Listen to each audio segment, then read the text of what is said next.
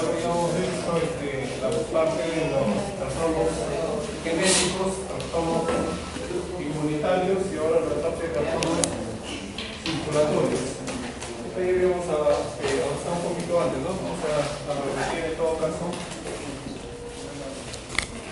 los que corresponden a los trastornos circulatorios. Tenemos estos tipos de trastornos: edema, hiperemia, hemorragia, hipoxia, trombosis, embolia, infarto y shock.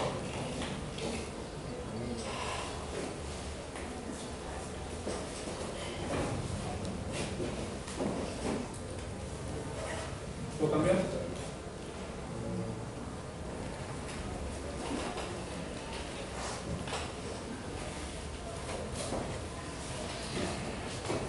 Vamos a hablar de primera relación de edema. ¿Cuál es la definición de edema?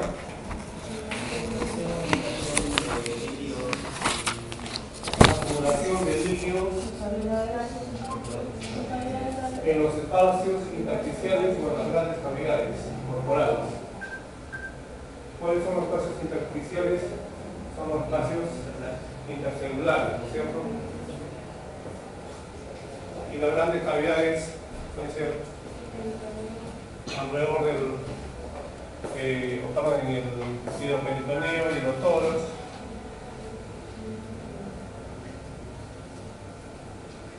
Tipos de edema. El edema, cuando ustedes sufren por ejemplo una picadura, hay un proceso inflamatorio, un proceso infeccioso ahí y se llena de un contenido líquido, ¿no? Eso es una picadura vista, por ejemplo, se les inflama, se les pone rojizo y después un borde que se pone blanco, casi cristalino. Ustedes que hacen, revientan y sale un líquido transparente. Ese es el suero, ¿no? El exudado. Ese sería un tipo de edema localizado. Ese es un ejemplo de un tanto puro. Estamos hablando solamente de una de las formas más comunes y más pequeñas, que es a nivel tisular. Pero este tipo de edema localizado puede darse en cualquier región, no solamente a nivel de la piel, en cualquier parte del organismo. Un edema también puede darse por un accidente cerebrovascular, un golpe de la cabeza, puede formarse un coágulo, no necesariamente de sangre, simplemente acumulación de agua del suelo en el cerebro y crear una obstrucción que podría llegar a ser mortal. Ese sería localizado en espacios intersticiales, en espacios pequeños, o puede estar localizado en espacios mayores, como el hidrotórax, hidroperitoneo. Hidrotórax, ¿dónde sería? En toda la región pleural, ¿cierto? Hidropericardio, ¿dónde correspondería?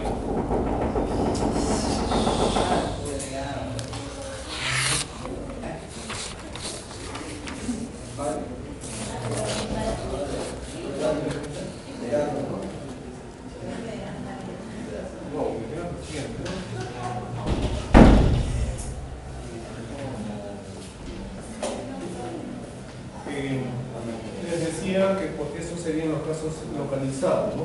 Pero podría darse también en grandes cavidades, en grandes regiones, generalizado, y sobre todo si es carácter infeccioso.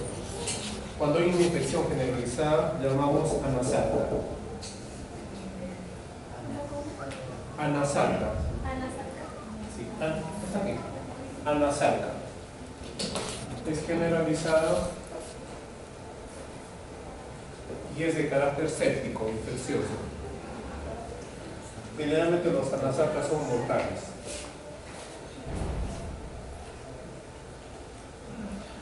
Tenemos una vista microscópica donde se dan los grandes acúmulos de agua. ¿A qué corresponde esta vista?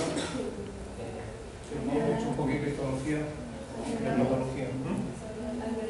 Bien, tenemos alveolos pulmonares, ¿no es cierto?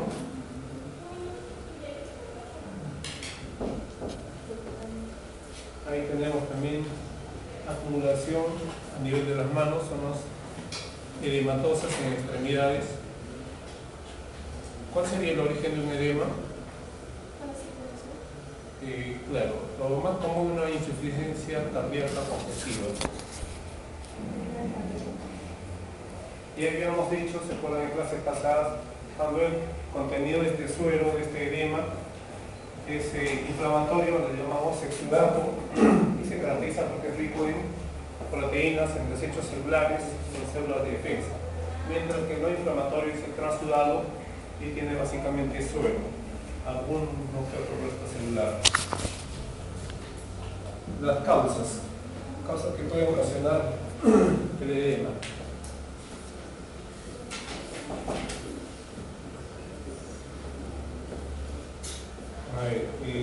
Sabemos que en la circulación sanguínea todos los elementos formes viajan por el centro de cada vaso y alrededor, ¿qué tenemos en estas zonas?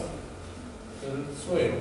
O sea, acá también habrá suero al medio, pero los elementos formes están estando en la parte central. Esto es por la velocidad del flujo, que es una corriente centrípeta. Centrípeta y laminar. Laminar quiere decir que las paredes vasculares están en contacto directo con el suelo. Está en contacto directo con el suelo, más no los elementos formes. Esto es una situación normal. En estados patológicos, cuando se produce el edema, tenemos un primer caso cuando hay un aumento de la presión intravascular.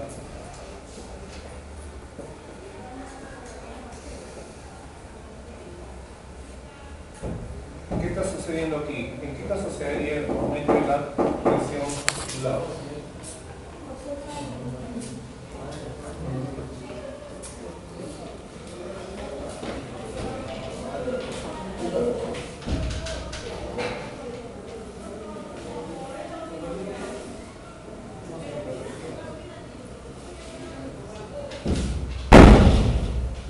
Les decía que cuando había una disminución del flujo sanguíneo aumentaba la presión intravascular.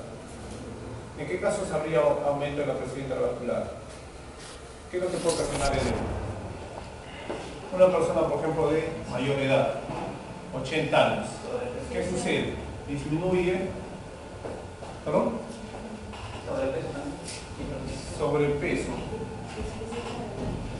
También puede ser, ¿qué sucede?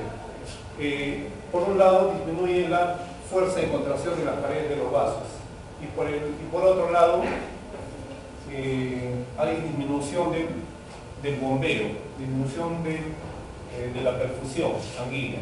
Entonces eso hace que se acumulen, que vayan más lentamente los elementos formes y se sienten, al bajar la velocidad, estos se marginan los elementos formes. ¿Cuáles son los elementos formes? Los blancos, plaquetas, sobre todo plaquetas.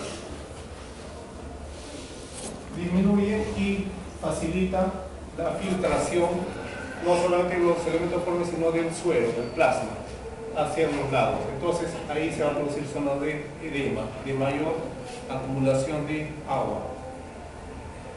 Puede darse una segunda situación donde aumenta la presión osmótica, es decir, donde disminuye la presión osmótica. En el primer caso aumentaba la presión intravascular y en el segundo caso disminuye la presión osmótica, es decir, la presión que está alrededor de los vasos.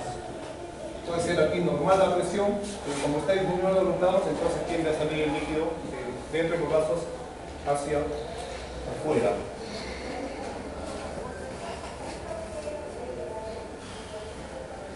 Un tercer caso, cuando hay retención de...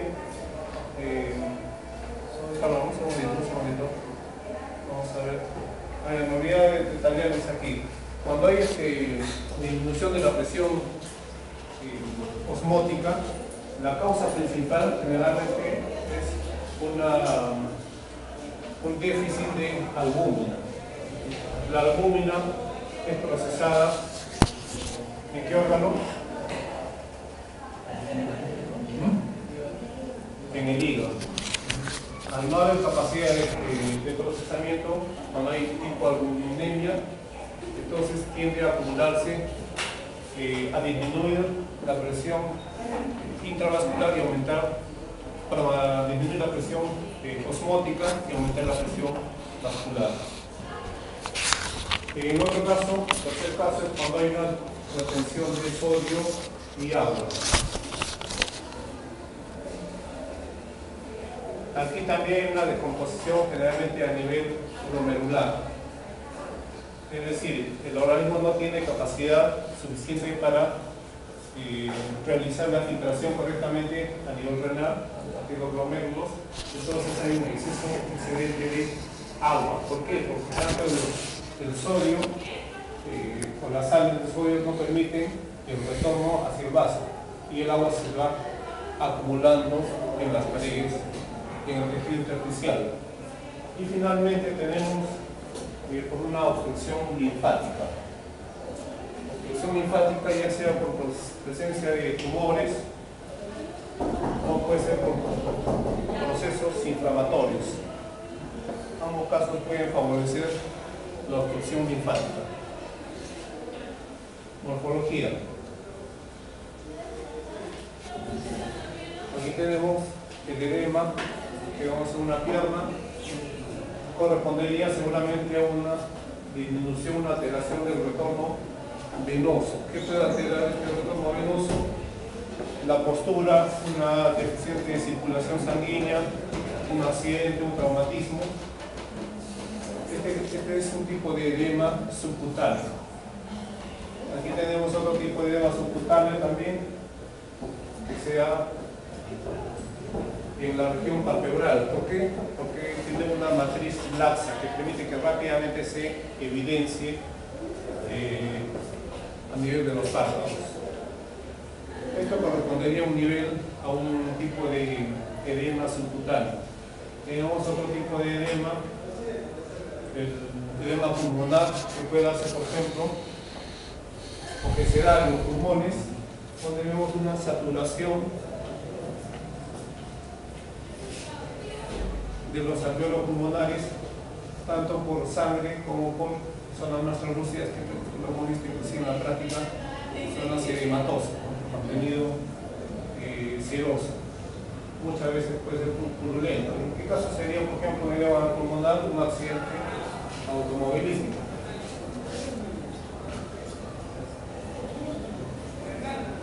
¿Qué otro caso puede ocasionar edema pulmonar?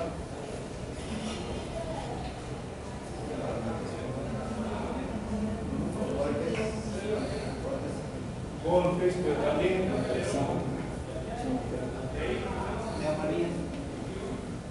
neumonía. También puede ser una neumonía, una bronquiectasia, por ejemplo, ¿no? Tenemos el edema cerebral. El edema cerebral tiende a ser más pequeño, pero no es de carácter mortal. Igualmente puede darse por un traumatismo, una rotura de una pequeña arteriola. Y tenemos el edema macizo, que se da en órganos macizos. Por ejemplo, el riñón, corazón, edema de órganos macizos. El edema cerebral, ahí está la zona de necrosis. Hiperemia y congestión. Les había adelantado la clase anterior, ¿no? Que es la hiperemia y congestión. ¿Cuál es la diferencia? Ambos indican que los vasos sanguíneos están llenos de elementos fuertes, de eritrocitos. Tanto la hiperemia como la congestión. ¿Cuál es la diferencia? Que la hiperemia es un proceso activo y la congestión se da en un proceso pasivo. Por lo tanto, por ejemplo, una persona, cuando ese ejemplo de que hace deporte, que está corriendo, ustedes la ven a esa persona y está totalmente roja. ¿Por qué? Porque ha estado corriendo, está con la sangre arterial. circulando. Ese sería un caso de hiperemia. En cambio, congestión sería una persona sedentaria, de repente mayor edad, con alguna insuficiencia cardíaca, que la vamos a ver también de un color que obviamente a nivel de las piernas, ¿no? Un color rojo azulado. ¿Por qué? Porque hay congestión, no ha habido hemorragia, simplemente los vasos están muy cargados de elementos formes, la circulación es muy lenta.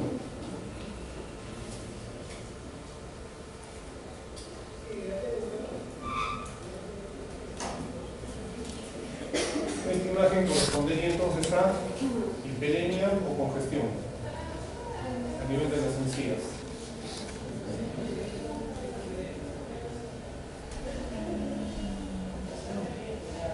Sería una congestión, no se da hiperemia en ojo, o sea, claro que cuando uno corre la circulación de por todos lados, pero a nivel de gingival no se evidencia.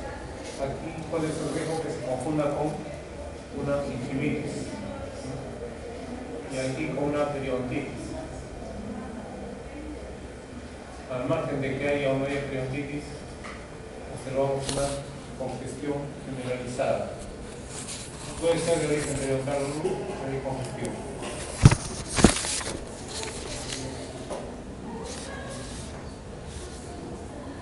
Hemorragia. ¿Qué sería la hemorragia?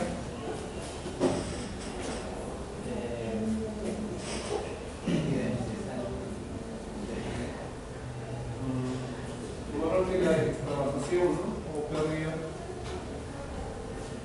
O pérdida abundante de sangre.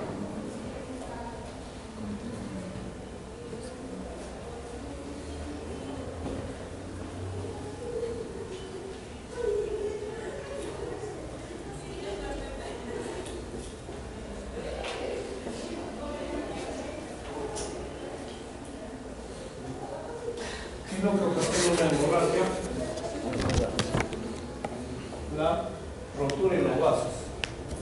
La rotura de los vasos es lo que ocasiona la hemorragia. Y va a depender del calibre de los vasos y de la ubicación. Es decir, de qué vaso se haya roto. No es lo mismo que se rompa un vaso grande en la mano a que se rompa un vaso pequeño en el cerebro. Entonces depende mucho de la ubicación, también del calibre. No es lo mismo una hemorragia, una pérdida de sangre de una arteria, como la vena cava, por ejemplo, o la yugular, a una arteriola, un capilar. Igualmente, esta podrá ser externa o interna, la hemorragia. La hemorragia, cuando es hacia afuera, simplemente se llama hemorragia. Es una extravasación, en realidad el término correcto sería extravasación. Cuando es externa le llamaríamos hemorragia, y si es interna se llama hematoma. Entonces, cuando usted se hace un golpe, en la mano, cambia de color. No hay salir sangre, es un color primero rojizo, después verdoso y después azulado. ¿Por qué esos procesos? ¿Por qué ese cambio de color? ¿Por qué esa variabilidad de tonos? Primero se pone rojo el color del hematoma, por ejemplo, porque hay ruptura de los vasos y salen los eritrocitos. ¿Y pues por qué se pone verde? Porque los macrófagos van a destruir, o van a terminar de destruir estos eritrocitos que han invadido el espacio intersticial. Al destruirlos van a liberar la hemosiderina. La hemosiderina se va a convertir en bilirrubina y biliverdina. Eso es lo que le da esa coloración media verde, verdosa o media azulada. Después tiende a convertirse más azulada, ¿no? ¿Por qué? Por predominio de bilirrubina, más que biliverdina. Y después se vuelve la lesión ya un color, ya pasan 5 días y se vuelve de color marrón. ¿Por qué? Porque hay predominio ya de necrosis, y hay predominio de hemosiderina. Entonces es hemoglobina, bilirrubina, biliverdina finalmente hemosiderina.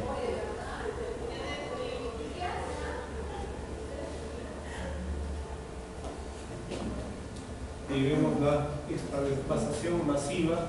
Esta será una de tipo congestión. Y peregrina aquí hay una hemorragia, ¿no? ¿Pero qué tipo? ¿Se puede identificar o no? Si es sangre arterial o venosa. Por el patrón que está todo diseminado, no está concentrado en una sola región, indica que ha sido algo de bastante tiempo. Sería cuestión. Ahí está más localizado, pero con todo de congestión.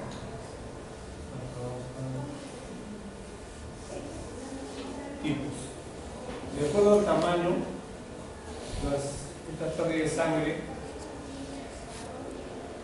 pueden ser, las más pequeñas son las petequias. Las petequias tienen un tamaño de más o menos 2 milímetros. Entonces, cuando ustedes vean estas lesiones, estos hematomas, por ejemplo, con lesiones pequeñísimas de más o menos 2 milímetros en la piel, estas son las petequias. ¿Cuándo se produce una petequia? Puede ser por un pequeño golpe, puede ser por una rasguñadura,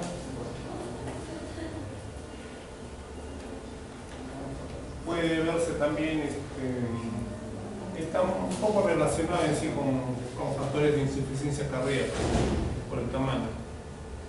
Cuando crece un poquito más, mayores a 2 milímetros, y hablamos de púrpura. La púrpura puede estar relacionada, por ejemplo, con el lupus eritematoso, es decir, con enfermedades autoinmunes, o con trastornos de la coagulación también, de la cicatrización, como la púrpura trombocitopénica. De un déficit de plaquetas, entonces ahí ya vemos manchas más grandes. Podemos tener equimosis, donde las zonas de hemorragia son mayores, son de 1 a 2 centímetros o más.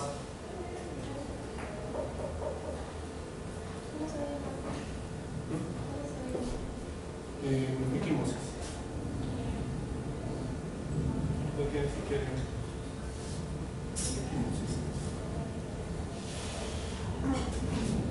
Cuando vamos a hablar de equimosis, entonces ya sabemos petequias cuando tienen 1 o 2 milímetros, púrpura cuando abarcan o tienen más de 3 milímetros, cuando tienen alrededor de 2 centímetros para arriba, y hablamos de equimosis.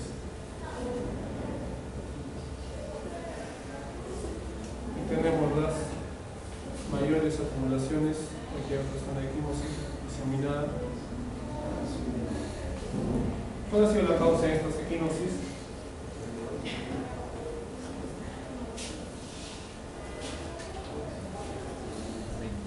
Son inclusive de necrosis, ¿no? Y puede ser de origen bacteriano, una sepsis que puede ocasionar estos cuadros, o puede ser también casos de insuficiencia como esto, ¿no? Insuficiencia cardíaca congestiva, que se van formando estas pequeñas acumulaciones que después se convierten en úlceras, ¿no? Revientan. Eso lo vemos en personas que tienen sobre todo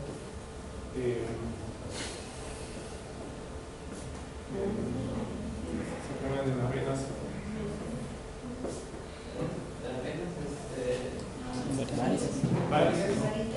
Varices. Generalmente afectan las varices a los miembros inferiores. Y tenemos las acumulaciones sanguíneas mayores, que es lo que veíamos trastornos de traumatismo, por ejemplo.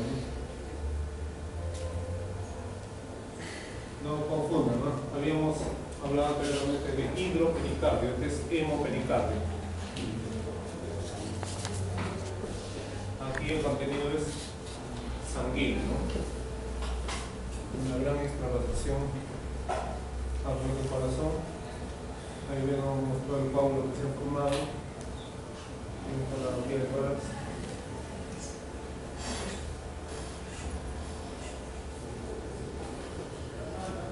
¿Qué entendemos por hemostasia?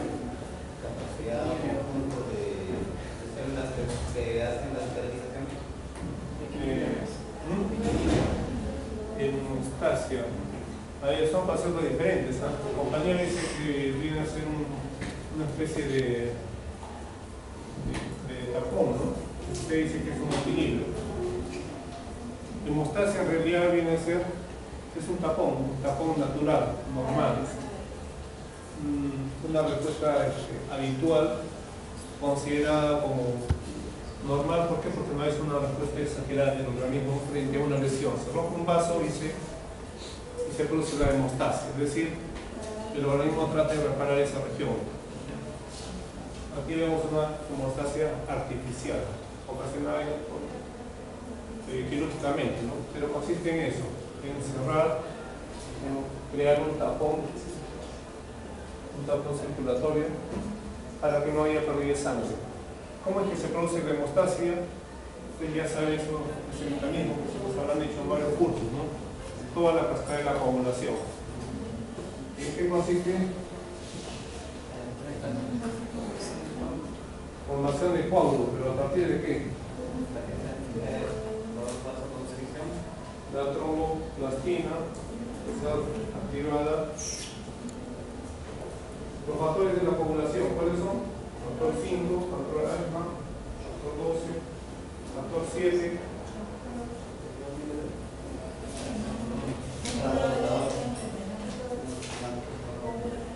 Y la tromboplastina que va a activar a la protrombina la convierte en trombina.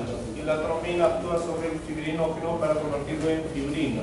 La fibrina ya crea esa malla que es donde se depositan las plaquetas, ¿no? Entonces, esa fibrina sí lo hemos visto en las prácticas, creo, ¿no? En pequeños hilos, ahí es donde se depositan las plaquetas, ¿no? Entonces se da toda esa cascada de la coagulación gracias al comportamiento que tienen el endotelio y los vasos. Los vasos, las paredes de los vasos tienen sustancias anticoagulantes, porque si no tenían esas sustancias anticoagulantes, la sangre no podría circular libremente, se formarían tapones por todos lados. Pero en caso de una ruptura de vaso, inmediatamente se inhiben los anticoagulantes y se promueven, se fomentan las sustancias procoagulantes.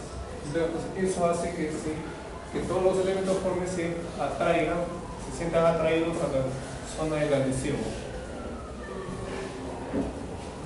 ¿Para qué? Para formar el tapón. Ya sabemos el mecanismo, lo hemos visto anteriormente, se produce machinación, migración, rodamiento, hasta formar el tapón gracias sobre todo a la presencia de las plaquetas.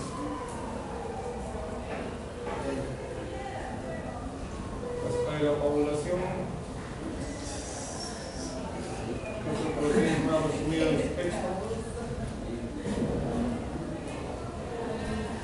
Y veamos ahora lo que es la trombosis o los trombos. ¿Qué viene a ser un trombo? ¿Qué es un trombo? Un coágulo de sangre. Es un coágulo de sangre pegado a la pared de la arteria. A la capa ¿De la arteria o de la vena? de la arteria. Ya, está bien, es la formación anormal de un tapón hemostático, normal porque es exagerada en la pared de los vasos. ¿Qué tipo arterial o venoso? Pues se consigue los dos. Lo más común es que se vea a nivel de las venas, es decir, las arterias. Para que sea un trombo tiene que darse la arteria de Wilson. O sea, tres componentes que fomentan la formación del trombo. ¿Cuáles son? Uno depende del endotelio de los vasos. Es decir, la lesión endotelial que pueda sufrir el vaso. ¿Qué lesión puede sufrir?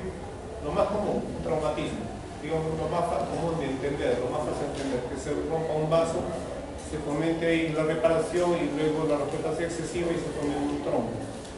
Pero eso no es lo más frecuente, es lo más fácil de entender. Lo más frecuente que sucede, ¿cómo es que se forman los trombos? Porque gradualmente se va disminuyendo la luz del vaso. ¿Por qué se disminuye la luz del vaso? Por insuficiencias cardíacas, por la edad de la persona, por la mala dieta. Todo eso contribuye a que se debilite o se altere el endotelio vascular. Ese es un componente. Otro componente es la circulación. La menor circulación, ya sea por una de las enfermedades degenerativas, igualmente un traumatismo va a ocasionar también menor circulación. Y el tercer componente estaría dado por patologías o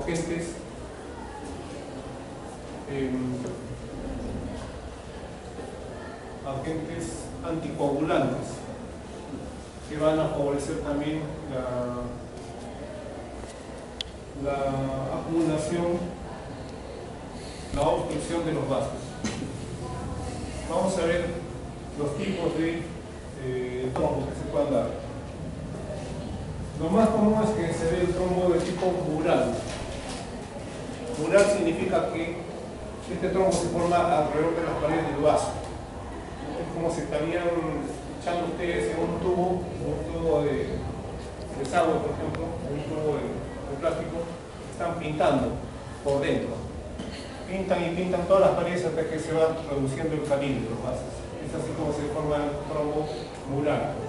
En cambio, el trombo oclusivo se forma en una sola región. Se forma, como lo han visto en las láminas, seguramente, porque ya todos han visto las láminas, que se forma como una sola masa que obstruye.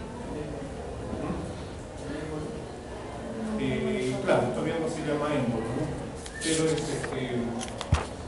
Pero es una sola masa adherida a una de las paredes del vaso.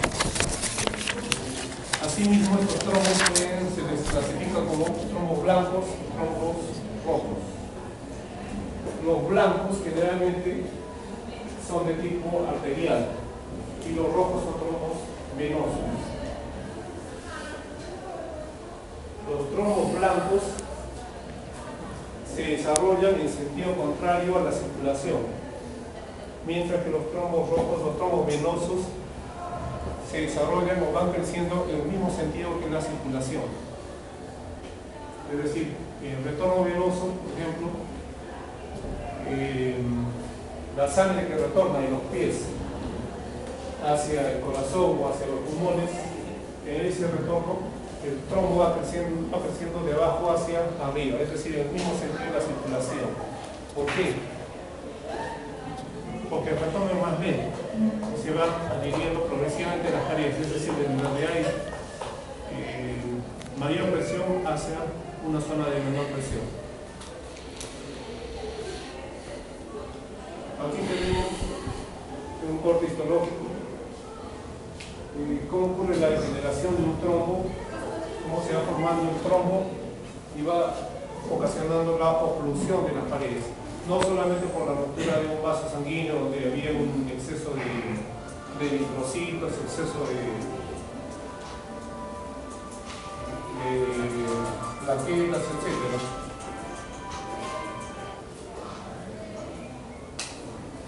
Sino por la acumulación de los alimentos que consumimos.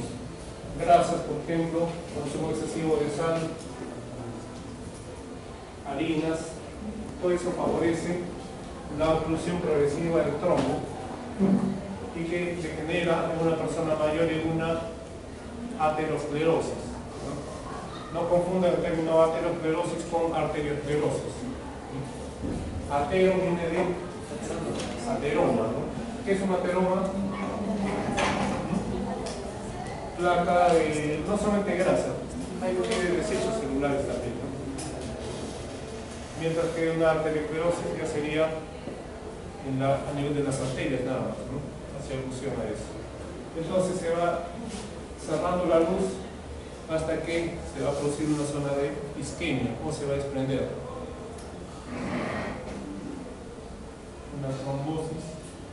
está ocasionando esa edematización. ¿Por qué edematización? Porque no puede circular la sangre de retorno. Evolución. ¿Hacia dónde evoluciona un trombo? ¿Cuál es ¿En qué termina el trombo? Puede darse la propagación. La propagación que yo les había dicho, el trombo venoso se da en el sentido de la misma circulación. Es decir, va creciendo alrededor de las paredes del vaso, se va desarrollando de forma laminar. Otra forma de evolucionar es en una embolia, es decir, se desprende esta masa, ya sea el tipo mural o el tipo oclusivo. Ambos se pueden desprender. El oclusivo se desprende como una sola masa, como una bola. En cambio, el laminar se desprende como una tira alargada, como un trozo de tela. Ambos van a ocasionar una oclusión, ¿no? Entonces, esa es la embolia. La embolia es el trombo desprendido, cualquiera que sea el tipo mural o tipo oclusivo. Esa es la embolia, es un trombo desprendido que está viajando por la circulación. Ya se llama entonces émbolo. La otra solución, el otro camino, canal que puede tener un trombo es la disolución, que se deshaga. ¿En qué casos se puede deshacer un trombo? Porque si hay disolución significa que hay uno de los trombos.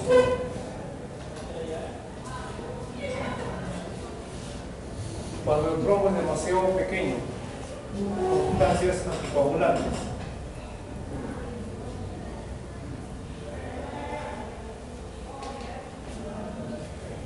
Entonces, el fumarínico, por ejemplo, que van a favorecer eso. Esa es en realidad tienen que ser bastante pequeños y no tienen que estar asociados a enfermedades cardíacas ni renales. Ahí sí se puede dar esta solución. Y hay una cuarta evolución de un trombo, que es la formación de un nuevo canal, una recanalización del trombo. Es decir, si se produce trombo en una arteria o en una zona de vasos pequeños, arteriolas, ¿qué puede hacer el organismo? Crear nuevos vasos. Y esta zona la tiene adherida como una masa, ya sea no electística, pero sí la tiene aislada, fibrosa. Fibrosa esa zona vaso, es decir, lo anula ese vaso y crea un nuevo vaso. Eso es una recanalización. Entonces, esas serían 4 situaciones, pero imagínense, un trombo en un vaso mayor no se va a recanalizar, ¿no? Entonces, ¿qué se hace ahí? Por ejemplo, a nivel cardíaco, ahí tenemos vasos mayores. ¿Qué es lo que se hace? Un bypass. ¿En qué consiste el bypass? Justamente en eso, una recanalización de la conducción sanguínea. Y la parte digamos, que estaba obstruida, la parte dañada, se necrosa. Se produce una fibrosis séptica o aséptica y hay una nueva zona de circulación. ¿Por qué es peligroso un bypass? Por el grado de infección. ¿Por qué? Porque en la zona del bypass ahí no tiene células. Entonces es fácil que se adhieran células, una endocarditis bacteriana, por ejemplo. Un estreptococo beta-hemolítico que tiende a pegarse a las paredes de los vasos sanguíneos, sobre todo del corazón. Ese es un poco el riesgo que puede darse. Y la necrosis también. Es decir, independientemente de que haya bacterias o no, puede darse una zona de necrosis en las paredes del vaso. ¿Por qué? Por una situación de rechazo, por más de que se pongan sustancias que fomenten o que inhiban la acción de rechazo.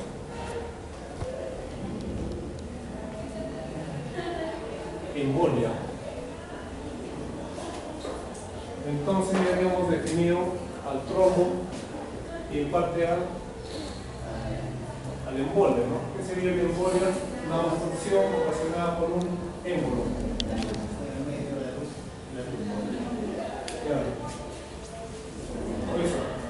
embolia es en sí la patología de la enfermedad, pero es ocasionada ¿por qué? Por la presencia de un émbolo. ¿Qué es un émbolo? Un obstáculo que va a obstruir la luz de un vaso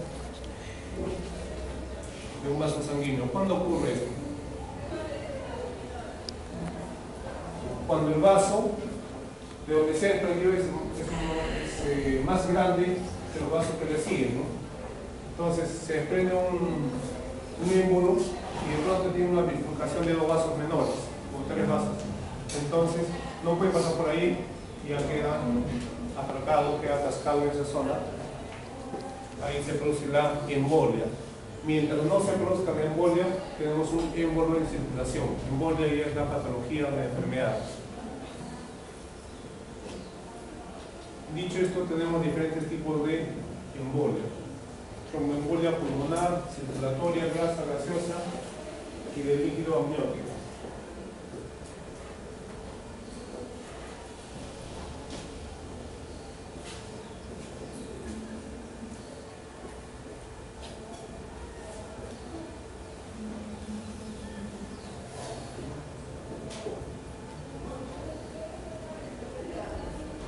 La tromboembolia pulmonar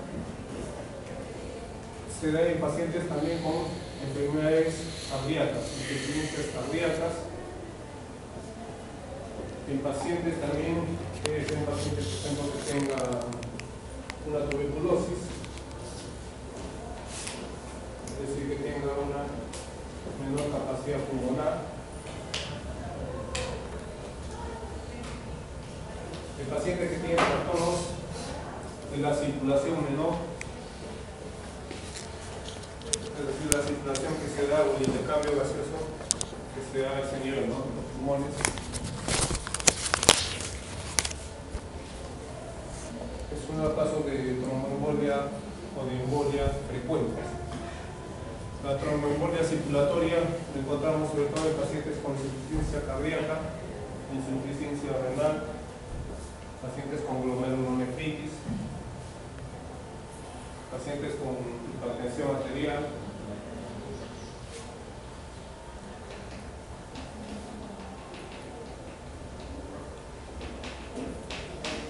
la embolia grasa. ¿En qué consiste esto? Acumulación de gotas de grasa, gotas o pequeñas bolitas de grasa que obstruye un vaso. ¿Cuándo se produciría eso? Por ejemplo, una fractura. Se fractura una pierna, el fémur, por ejemplo, y el fémur, ¿qué es lo que tiene en la médula? Tiene grasa. Claro, el fémur de un niño no tiene grasa, ¿no? Tiene más bien. ¿Qué tiene el fémur de un niño? Médula roja, es decir, sustancias hematopoyéticas, ¿no?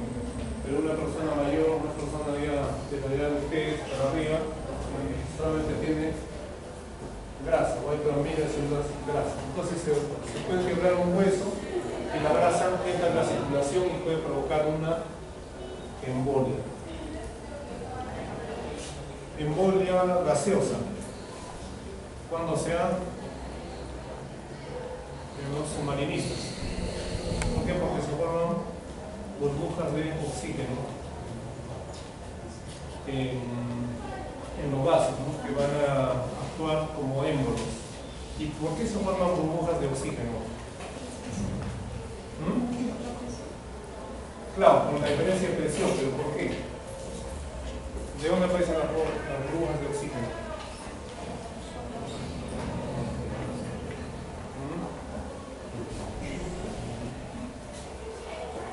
Cuando el cambio de presión es demasiado brusco, entonces el oxígeno no tiene tiempo para distribuirse adecuadamente entre los componentes celulares. Entonces, ¿qué hace? Se aglutina en burbujas.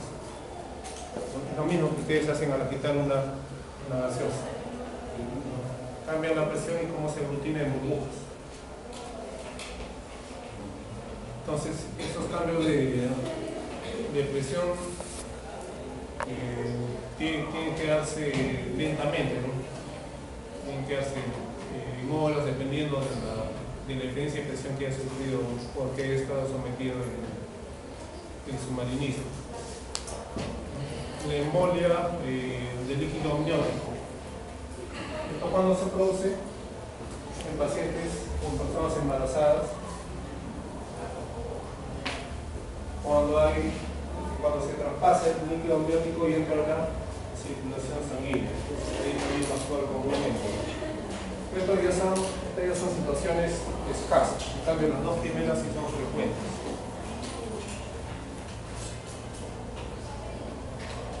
Infarto. ¿Qué entienden por infarto?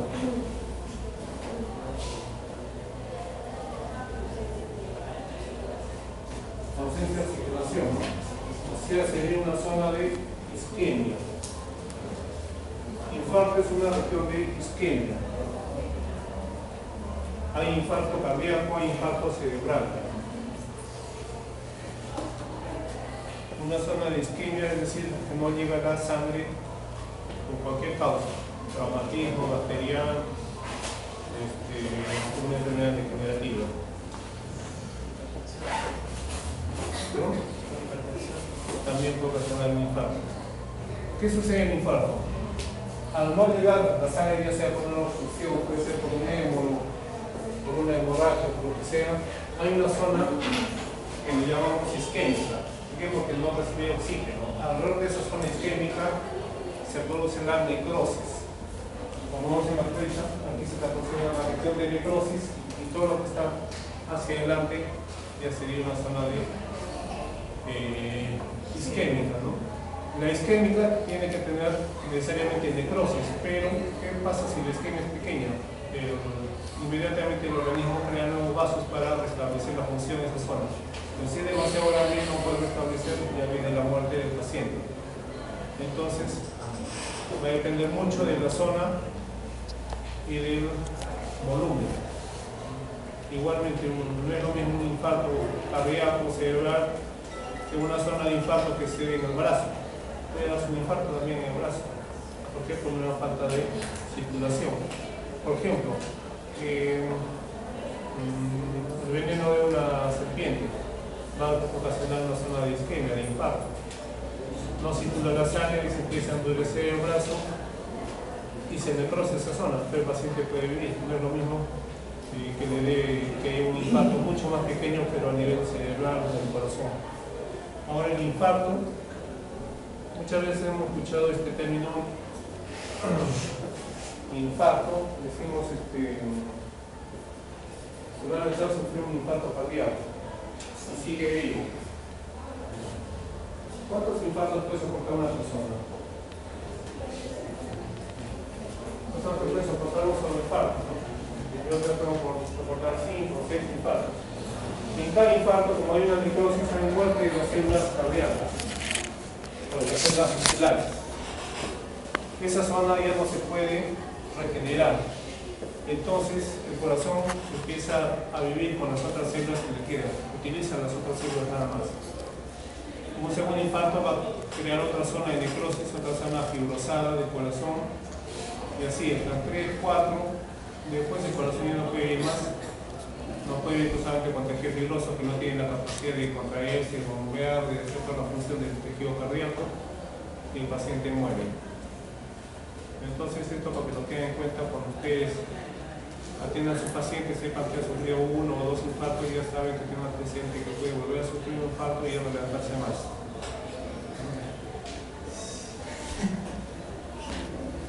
Claro, eso puede estar relacionado a ustedes en la consulta con eso. Y finalmente vamos a ver el shock. Sí.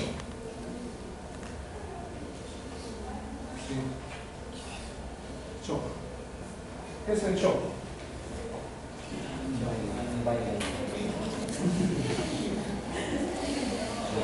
Es un vaso de cerveza grande, ¿no?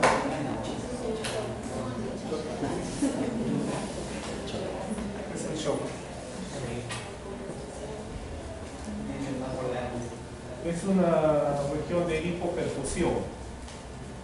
O es un estado, perdón, un estado sería. Es un estado de hipoperfusión. En otras palabras, de disminución de volumen de bombeo de sangre.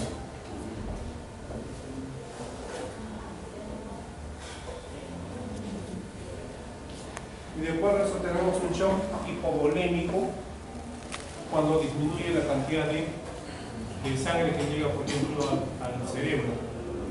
Entonces el paciente que sufre una pérdida súbita de la conciencia, ¿no?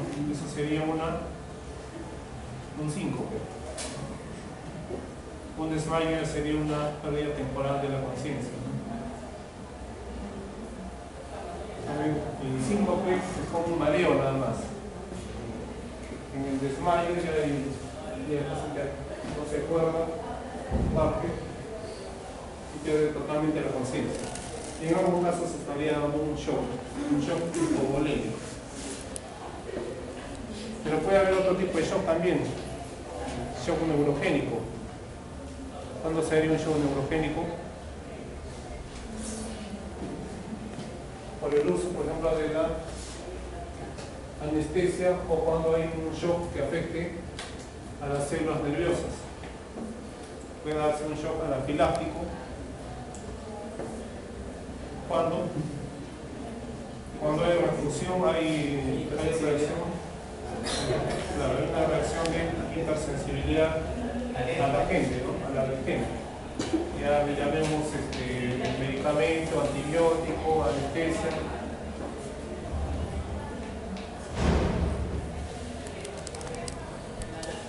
¿Qué otros tipos de shock conocen? Hipovolémico, neurogénico.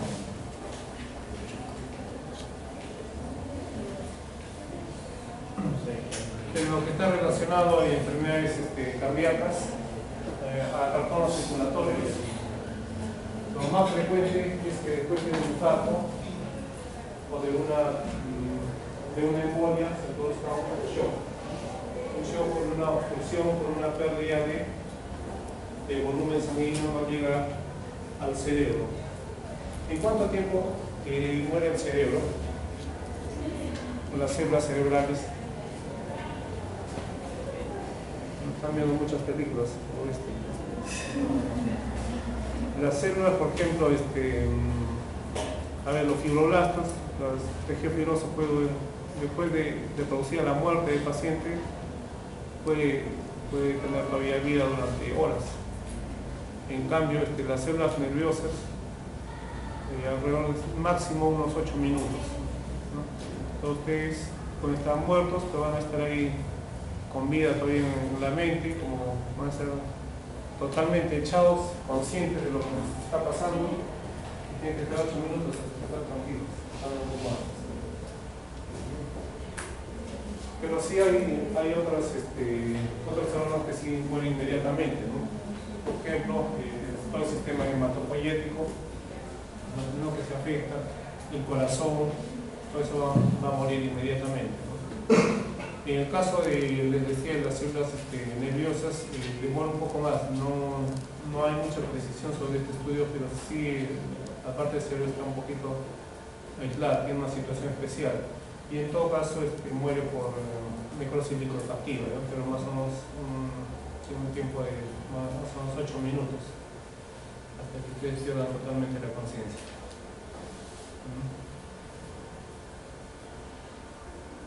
¿Listo? ¿Alguna pregunta?